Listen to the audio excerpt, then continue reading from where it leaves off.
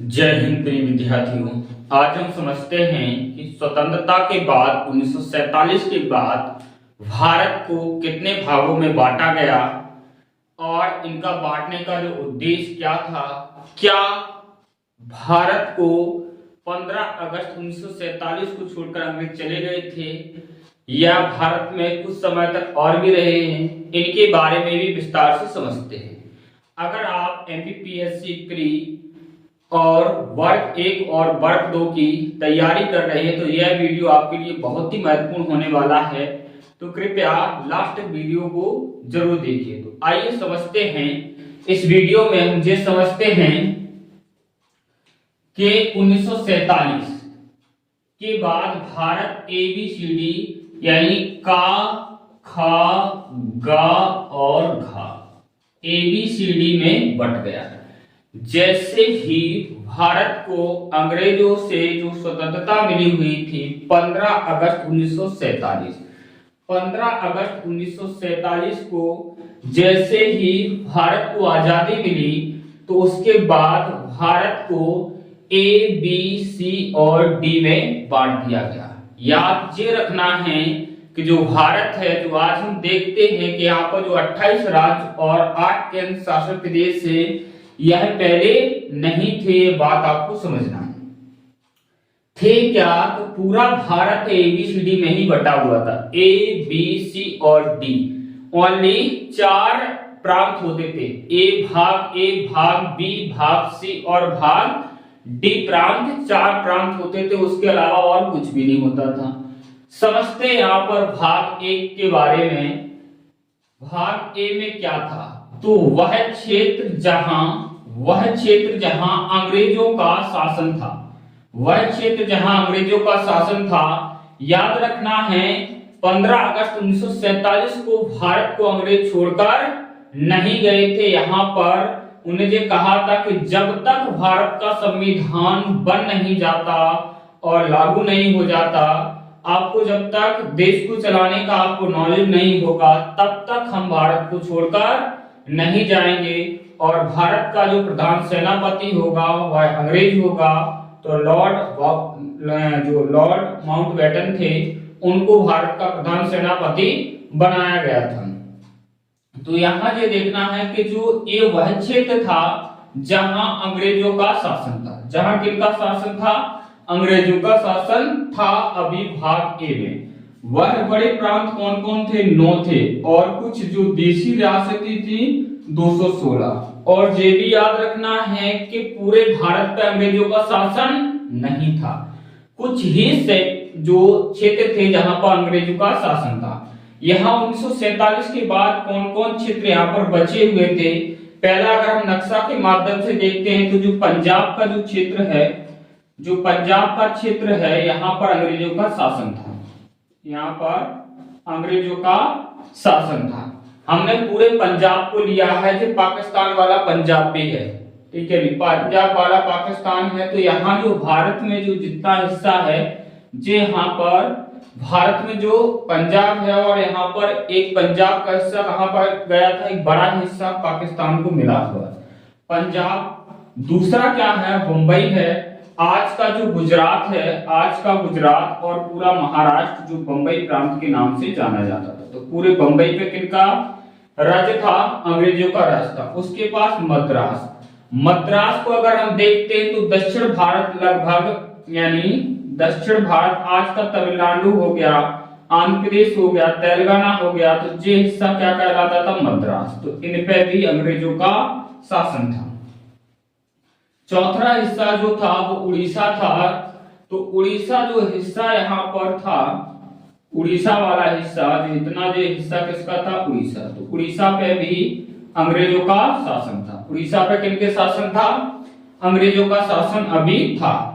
एक था पश्चिम बंगाल। तो पश्चिम बंगाल जो यहाँ से लगा हुआ है पूरा, यहाँ पर जितना जो क्या है पश्चिम बंगाल है, तो पश्चिम बंगाल पर भी किनका शासन था? अंग्रेजों का शासन था। क्लियर?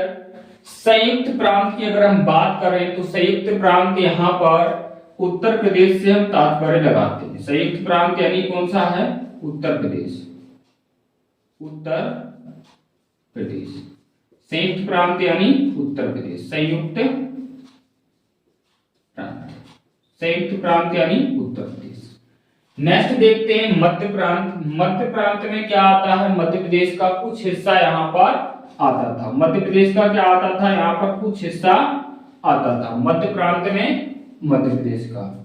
बिहार है तो बिहार का यहाँ पर जो उत्तर प्रदेश से लगा हुआ जो इलाका है, आज का झारखंड और बिहार, आज का झारखंड और बिहार, तो जो बिहार का हिस्सा पर भी किसका शासन था, अंग्रेजों का। और यहाँ पर नौमा जो था वो असम था। आज का समय लगभग पहले पूरा जो समझिए कि आप लगभग यहाँ पर जो पूर्व भारत है, जो सेवन सिस्टर है, वहां पर आधे से ज्यादा में किनका शासन था, अंग्रेजों का शासन था। तो याद रखना यहाँ पर शासन कहाँ कहाँ था, जो ए में कहा था, पंजाब हो गया, बंबई हो गया, मद्रास हो गया, उड़ीसा, पश्चिम बंगाल, मध्य प्रांत हो गया और संयुक्त प्रांत और बिहार और असम। इस प्रकार से इन 9 क्षेत्रों पर किनका अधिकार था, अभी भी अंग्रेजों का अधिकार था, वो अभी छोड़कर नहीं गए थे। अब यहाँ पर समझना है हमको, जो यहाँ पर भाग बी है, बी के बारे में समझते हैं। बी क्या है कि बी वह क्षेत्र था जहां देशी रियासतों का शासन था। बी दोस्तों वह क्षेत्र था जहां किसका शासन था, अंग्रेजों का शासन था। वो देशी रियासतों में मेनली 275 प्लस देशी रियासतें थी, जिनमें से हम जो प्रमुख देशी रियासतें हैं वो 8 देशी रियासतें हैं। उन 8 देशी रियासतों के बारे में समझते हैं यहाँ पर कि यहाँ जो पहली जो देशी रियासत है वो जम्मू और कश्मीर, पहली देशी रियासत है पूरा जम्मू और कश्मीर। तो आज का जो ऊपर वाला पूरा हिस्सा है वो किसका था, आज जो लद्दाख और जम्मू कश्मीर है वो पूरा पहले क्या था, जम्मू कश्मीर था। पटियाला क्या है, पटियाला, तो पटियाला पूर्वी पंजाब। तो पंजाब का जो पूर्व वाला इलाका है जो हिमाचल प्रदेश और हरियाणा से लगा हुआ है, उसको पूर्वी पटियाला के नाम से जाना जाता है।